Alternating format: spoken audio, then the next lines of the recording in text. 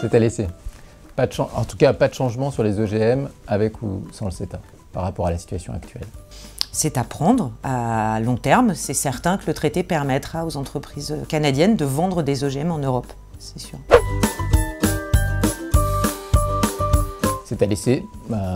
Chaque partie, le Canada, l'Union européenne, garde toute liberté de fixer les niveaux de protection, les niveaux de SMIC au niveau qu'elle souhaite. C'est marqué textuellement dans le texte. Indirectement, je pense que c'est à prendre parce que la compétitivité, voilà, c'est certes un des grands arguments de vente du traité, mais à la fin, quand on met en concurrence deux économies, il faut tirer vers le bas tous les coûts et tous les prix pour que les entreprises fassent des marges. Et c'est le travail, là, justement, dans ces cas-là. C'est à laisser.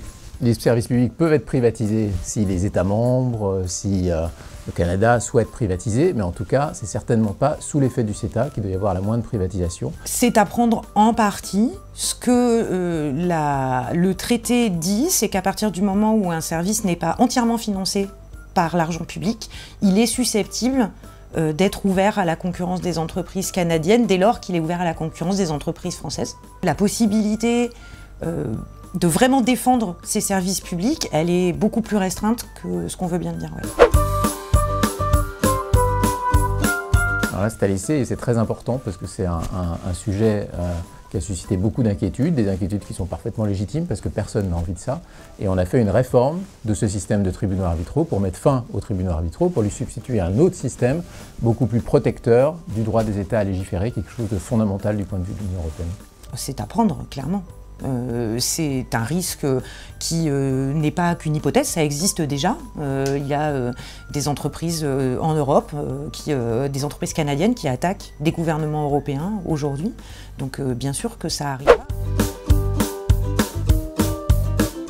C'est plus de transport, plus de pollution.